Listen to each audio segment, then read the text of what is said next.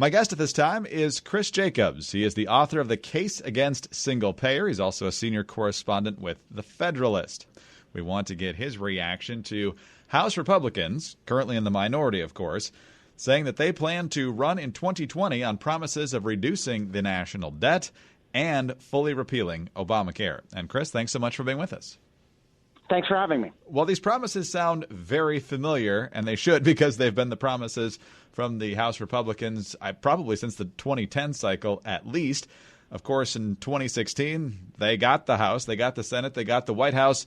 They didn't get the Obamacare repeal done or the debt, which we'll get to in a moment, too. But I remember talking to you back in 2017, back when the House was debating what they called a repeal bill, and you weren't very impressed with it. Ultimately, it died in the Senate. What do you make of Republicans planning to go in this direction again? Well, we certainly think that they should go in the direction of repealing Obamacare. There are millions of Americans that need relief. Millions of Americans have been priced out of their health insurance policy because of the Obamacare pre-existing condition regulations. Literally millions of people. The Census Bureau released updated uninsured data 2 weeks ago, and they show that the number of people who don't qualify for subsidies, the uninsured has risen among this population. In other words, if you don't get a subsidy to pay for your Obamacare premium, you can't afford it. You're dropping insurance. You don't think that insurance has value. There are better ways to address the problem of pre-existing conditions, and Republicans need to go about enacting them. Do they have a plan? That was one of the things that was quite surprising in 2017 is that they got all the pieces in place, although they probably would have liked a few more Republican senators, and they weren't quite sure what to do. Part of it was trying to build a consensus and get a thin Senate majority to push it over the finish line. Now I'm hearing from some healthcare experts that they're wanting to have legislation that puts a lot more power back in the hands of the states, decentralize it out of Washington. What would you like to see? I think that's a move in the right direction. The federal government has no business really interfering in health insurance. They don't interfere in car insurance or life insurance. So why is the federal government interfering in state regulation of health insurance markets? They do need a plan. That's one of the reasons why I wrote my book. I wanted to outline the case against single-payer health care, but also wanted to articulate a better vision on health care. The last chapter of the book, Chapter 9, works to articulate that better vision that conservatives and Republicans can hopefully put into practice.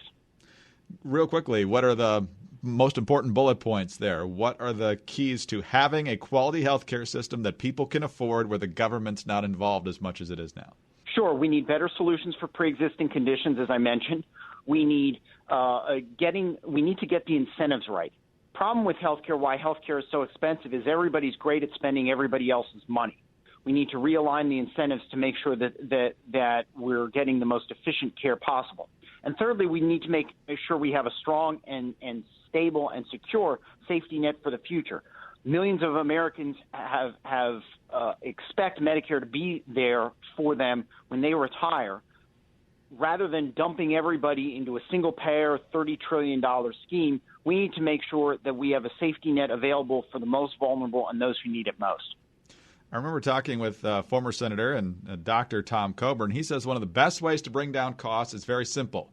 Just price it, and everyone will actually know what price it is, since they don't really know that right now because their coverage usually just deals with it, and then they can actually make choices about where to go and who to have for various medical needs. How much of a difference do you think that'd make?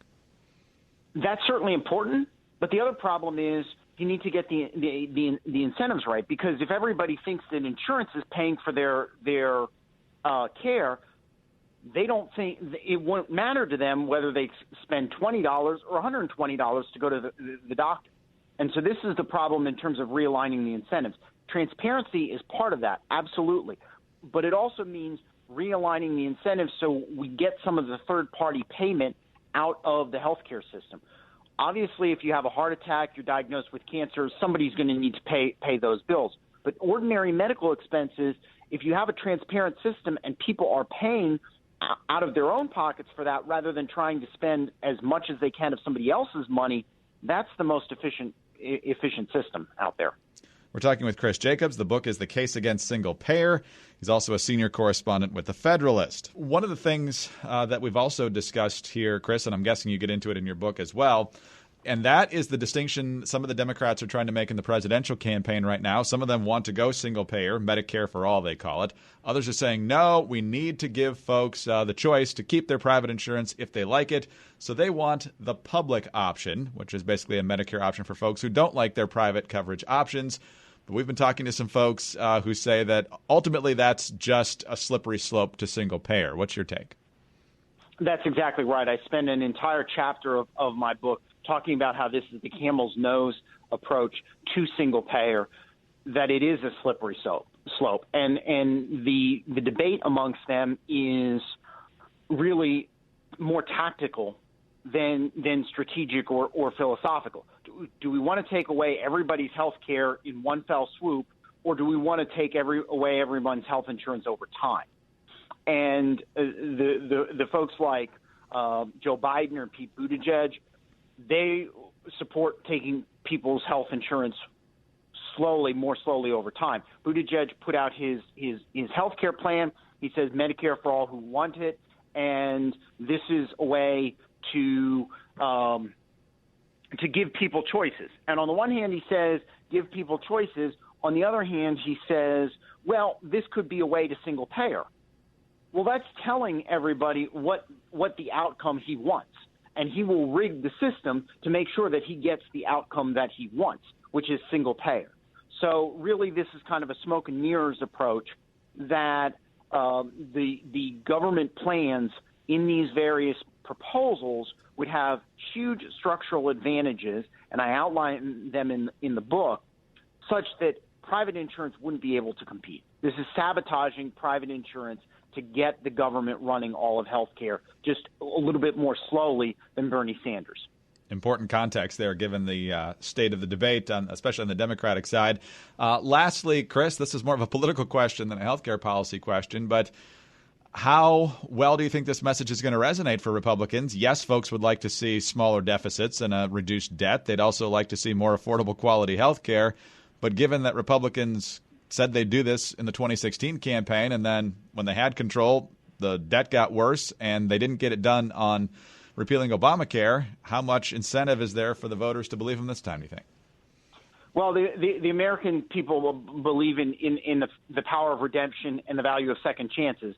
That said, trust but verify. And so we need to make sure that people actually stick to their promises and deliver on what they ask for, well, what they say they will give to the American people.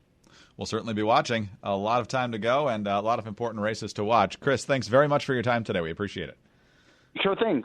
Thanks for having me. Chris Jacobs, senior correspondent with The Federalist. His brand new book is The Case Against Single Payer. I'm Greg Columbus reporting for Radio America.